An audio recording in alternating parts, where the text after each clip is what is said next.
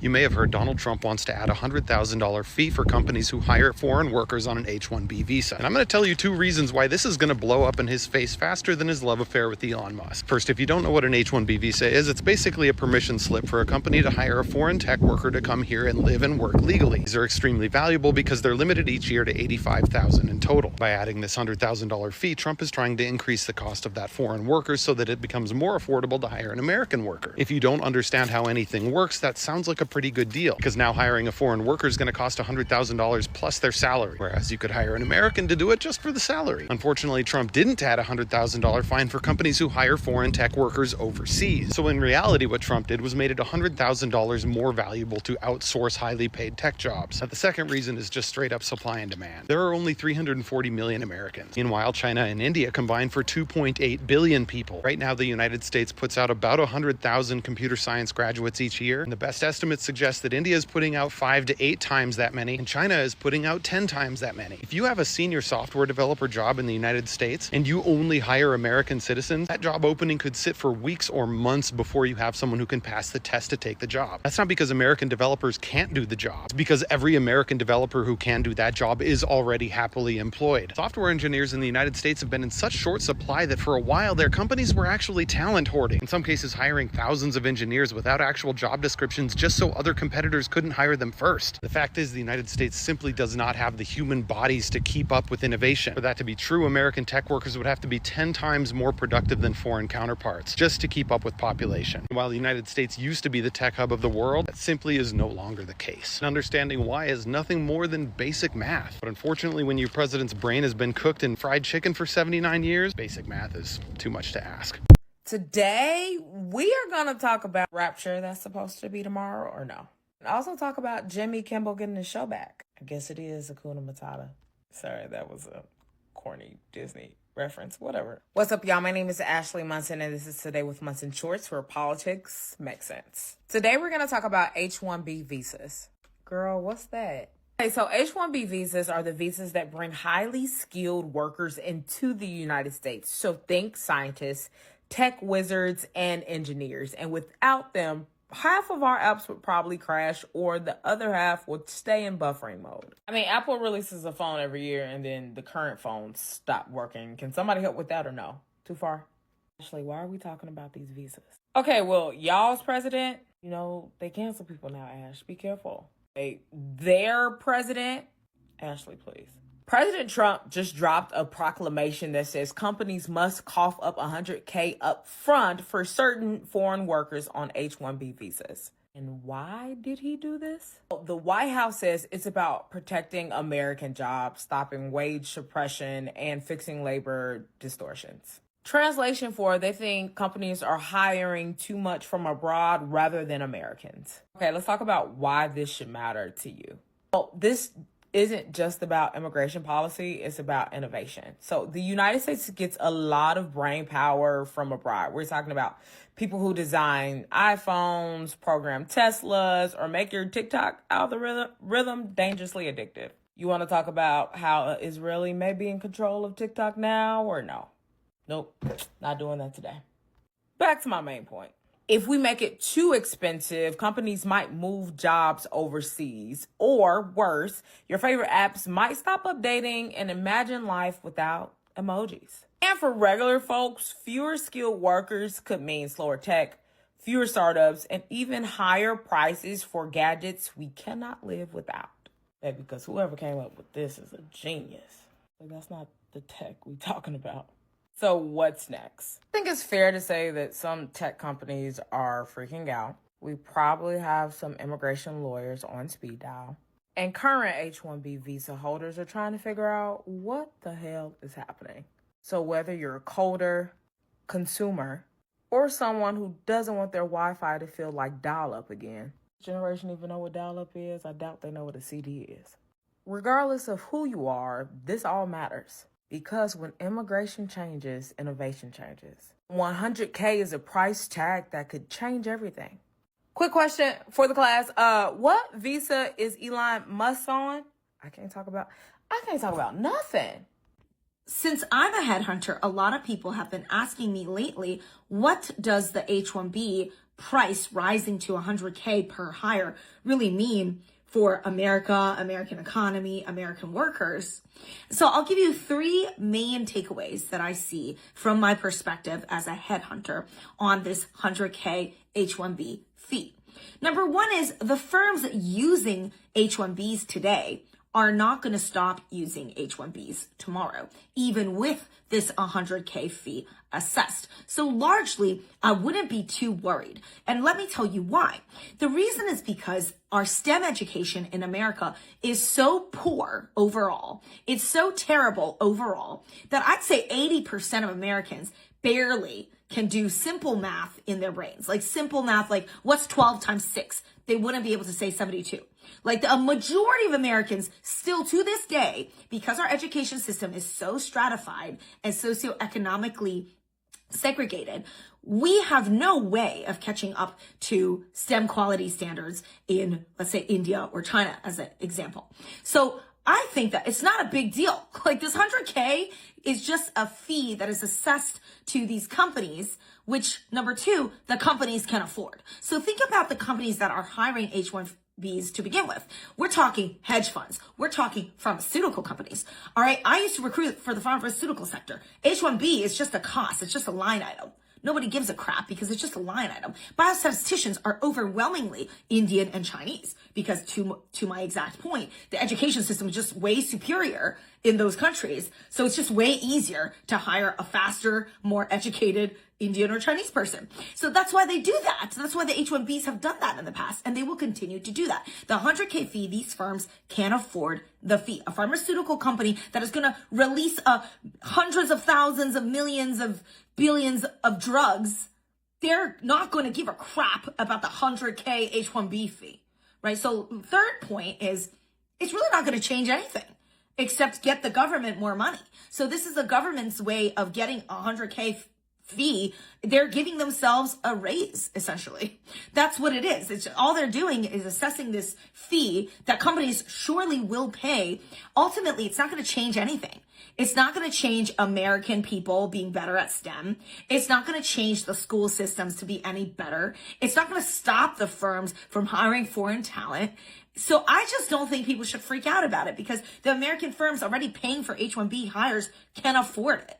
So I wouldn't be too worried, is my point. Trump just signed an executive order that imposes a $100,000 fee on the H-1B visa, which is really just as well because the AI development was getting out of hand. We needed to slow that shit down anyway. He also re-unveiled the gold card, which now costs $1 million, which is essentially just a VIP line for Disneyland, but for staying in America. I guess if you've got the cash, you might as well ride the becoming a resident roller coaster in first class. By the way, we have no method to collect this payment, but I digress. Trump's immigration policy is just now a luxury paywall. Make America Great Again is just turning into Make America Gated Again. The next thing you know, crossing the border will come with a resort fee and a 2-drink minimum. Thank you for entering the U.S. Enjoy your bottle of despair and a coupon for the overpriced healthcare. You know who can afford the 100K visa? The same people that were already building AI to replace Americans. Congratulations, you've outpriced the struggling immigrant and replaced him with Elon Musk's AI chatbot. You know it's dystopian when the American dream is now a premium feature. You can't get in with hard work anymore. You can only get in with a black Amex and a LinkedIn profile that ends with .ai. So President Trump wants to raise the fee for an H-1B visa to $100,000. This is significant for the Bay Area. President Trump signed a proclamation Friday requiring companies to pay a $100,000 fee to obtain H-1B worker visas. Here's what was said about it in the Oval Office. We need great workers, and this pretty much ensures that that's what's going to happen. I think, Sean, do you agree with that? $100,000 per year. So the whole idea is no more will these big tech companies or other big companies train foreign workers.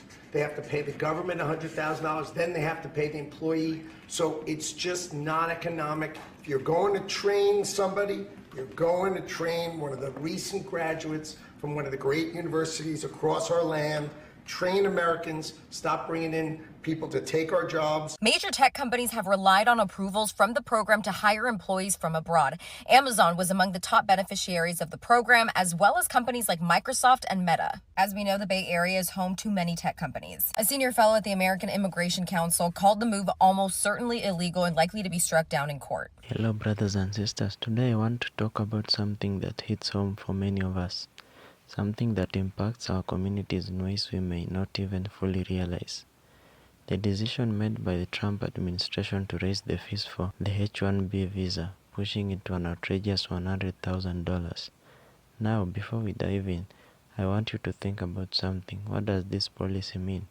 What does it say about the treatment of people seeking for opportunity? The H-1B visa program has always been controversial, but this move was particularly striking. In the process, it reflects not just a change in immigration policy, but a shift in how immigrants are viewed, especially those who come from countries outside the Western world. And in many ways, this change parallels the struggles of Black Americans, who for centuries have faced systemic barriers to entry, to equality, and to fair chance at success. In both cases, we're talking about individuals who have the potential to contribute, who work hard but find themselves weighed down by policies designed to make their lives more difficult. Now, at first glance, this might seem like just a bureaucratic move, just another piece of policy in the grand scheme of things. But when you dig a little deeper, you start to see the pattern. The increase wasn't just about money, it was about power. It was about making it harder for companies to hire skilled workers from abroad, particularly in fields like tech, medicine, and engineering, fields that many H-1B visa holders dominate. But here's the thing, brothers and sisters. This policy doesn't just hurt big corporations. It hurts the immigrant communities. It hurts people who, for all intents and purposes, are looking to contribute to a system that's supposed to reward hard work, merit, and talent. And it also ties into something much bigger, a larger system of inclusion. While we know that Black Americans face immense systemic discrimination and barriers in education, employment, and wealth accumulation, this H-1B visa fee increase reflects a similar pattern.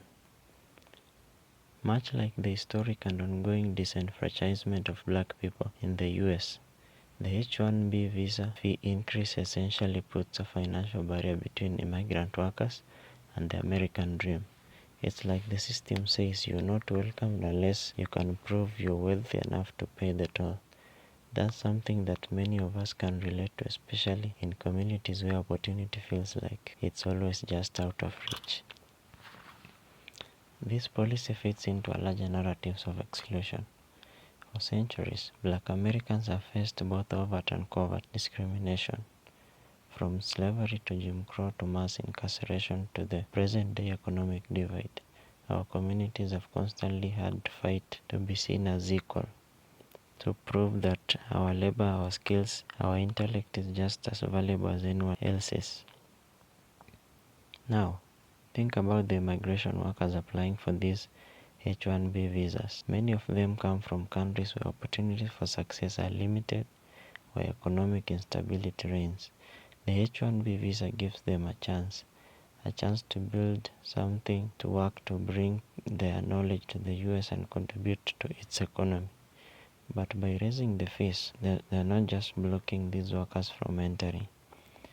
They are also sending a message that, like Black Americans, these immigrant workers' contributions aren't equally valued. This disproportionately affects people from countries like India, China, and other parts of Asia countries where talent is abundant, but economic opportunity is scarce.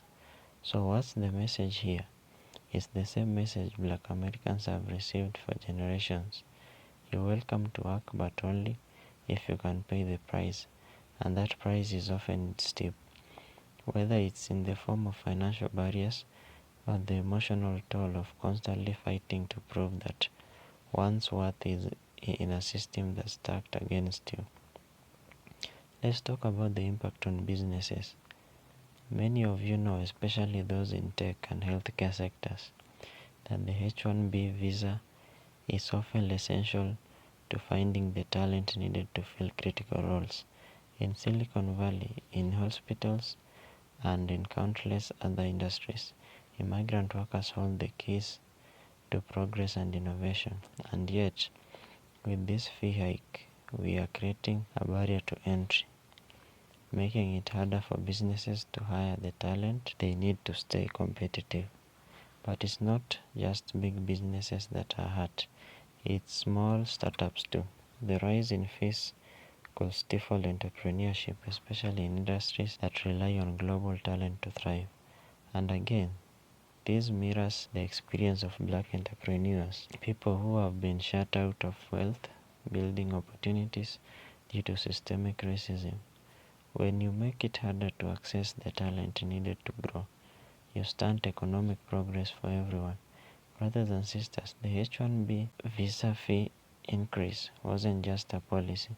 It was a statement about who is allowed to succeed in this country and at what cost. And in a way, it's the same statement that has been made to Black Americans for centuries. You can dream, you can work, but only if you can jump through these hoops. We have to ask ourselves as a society, what message are we sending when we make it harder for people, immigrants and Black Americans alike, to succeed? Are we fostering an environment where everyone can rise, or we are pushing certain groups to the margins, forcing them to fight for every inch? So as we continue to push for justice in every form, whether it's for Black Americans, immigrant communities, or anyone who's been left behind, let's remember that the fight isn't just about access. It's about fairness, and it's about equality. Thanks for watching. Kindly subscribe, like, comment, and share this video. See you in the next episode. Goodbye.